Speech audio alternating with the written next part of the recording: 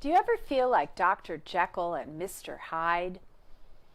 Movies and literature are riddled with characters with disowned aspects of their personality. Think Nutty Professor, The Incredible Hulk, Charlie/Hank from Me, Myself, and Irene, Sybil, Gollum Schmeagol from Lord of the Rings, and Norman Bates from Psycho. People are fascinated with this subject because it is such a common real-life experience. The only way to integrate your own personality is to get to know your various aspects and begin to reel them in to the light. There are many different ways to go about acknowledging your disowned aspects. Some people like to give them names. Others call them by the major feeling or behavior. When I explored my own personality, I found a whole group of subpersonalities that I'd felt uncomfortable with for most of my life. Here are some parts of myself that I identified, explored, and brought into the light. I'll show you my little visual aid.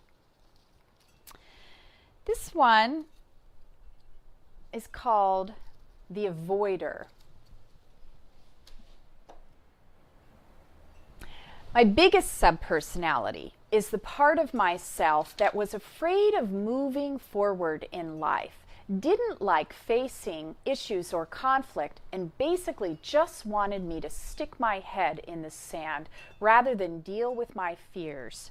She was always disheveled, liked wearing old, worn clothing, and she had a why even bother attitude when it came to her self-care.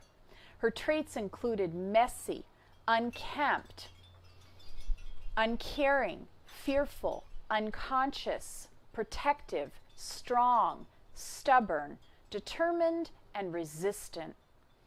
Her major feelings were disappointment, shame, weakness, inadequacy, unworthiness, self-disgust, and dread at taking any sort of action. My avoider had patterns of reading for hours or even days on end. This is why she's holding a book here. Or eating chocolate bars and generally distracting me from whatever issue was currently at hand. She has her eyes closed because she also liked to nap. If she couldn't find another way to distract me or have me avoid something she didn't want to do, I would become very sick and end up in bed with a high fever and just miss out. The avoider allowed me to miss every ballet performance that I was afraid of doing, skipped taking tests, missed deadlines for audition and college application, leave countless projects unfinished, ignore my debts, not file my taxes on time, and otherwise avoid taking personal responsibility for much of my life. Major motivations of behavior were self-protection, fear of failure, fear of commitment, and fear of conflict. My next part is one that I called the helper. My most codependent aspect, this is my main personality, was the part of me that needed to help others, usually to the detriment of myself. This part of me felt that it was my job to take responsibility of everybody's business but my own. Traits included caring, compassionate, sympathetic, bossy, controlling, manipulative, judgmental, and self-righteous. Major feelings included superiority, inferiority, unworthiness, anxiety, feelings of not good enough, and self-hatred. The helper had behaviors of advising, interfering, and doing things for other people, sometimes without even asking them if they wanted my help. My major motivations for this behavior included needing to feel needed, to prove I was useful, and to get attention or acknowledgement. In other words, I wanted to feel good. Next up, I have this part of me called sexy sin. There's Sexy Sin in her mascara and push-up bra. This was the part of myself that needed to feel like she was attractive or sexy. Her traits included vanity, naivety, caring, beauty, self-centeredness, and egocentric. Major feelings included lack of self-confidence, insecurity, unworthiness, embarrassment, patheticness, fakeness, stupidity, less than, ugly, unacceptable, unwanted, undesirable, and unlikable. This part would come forward if I ever had the opportunity to go out at night, to go on a date or go dancing or so forth.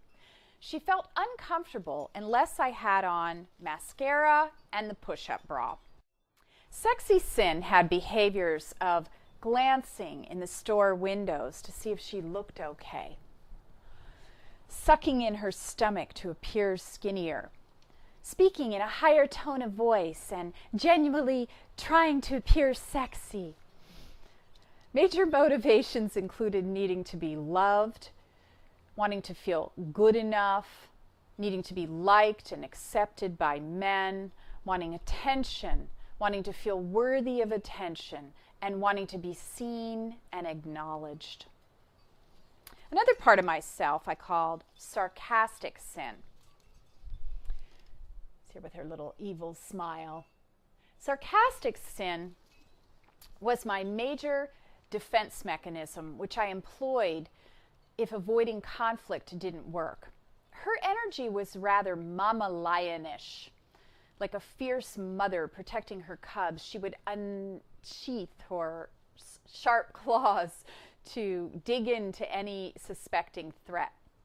Traits included sarcasm, meanness, brutal honesty, bluntness, courageousness, judgmentalness, compassionate, caring, protective, cynicism, impetuous, spontaneous, funny, and creative.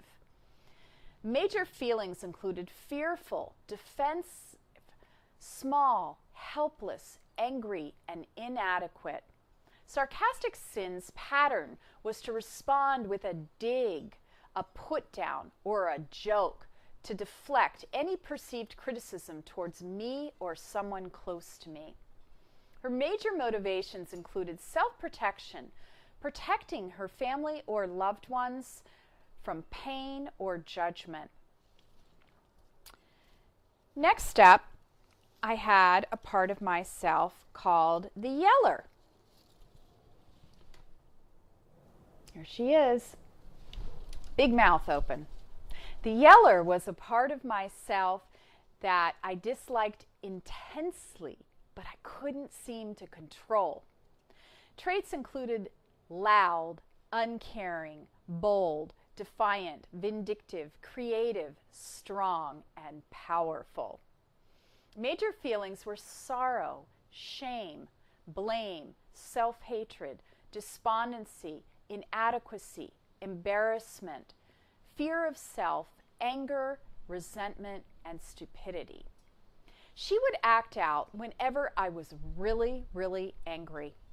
And she would just scream whatever came through her mind, uncensored, without caring about the consequences of her words.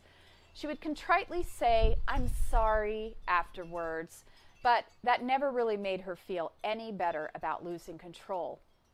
The major motivations for behavior were trying to control, trying to defend, seeking justice, and a need to be seen as right. Way out here on a string, we've got the hitter. This aspect was a very small part of myself that didn't show up very often, yet she was quite powerful. She would only come forward as a last resort if yelling didn't work and I was at an absolute limit. Traits included strength, conviction, loyalty, authoritativeness, courageousness, stubbornness, and meanness.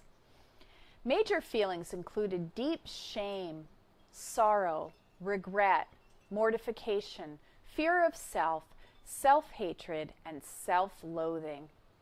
Behavior was a strong, right-handed slap across the face of whoever was not obeying my boundary. Major motivations included trying to control or defend. So these were some of my previously disowned aspects.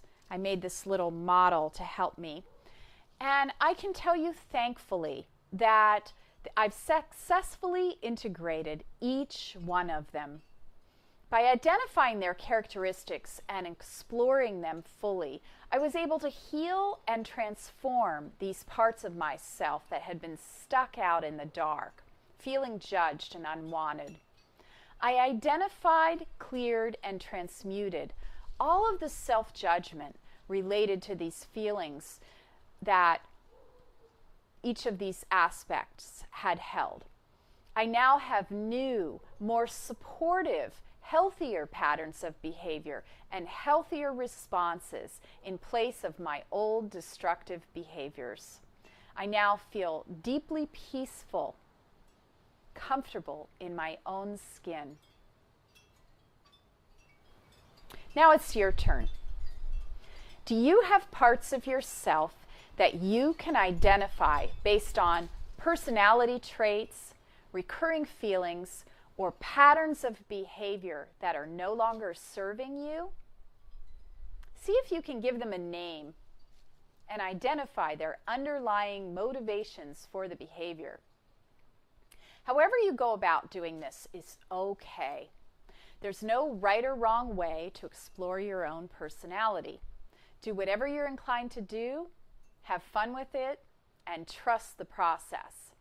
The main goal with exploring your disowned aspects is to bring them into your conscious awareness.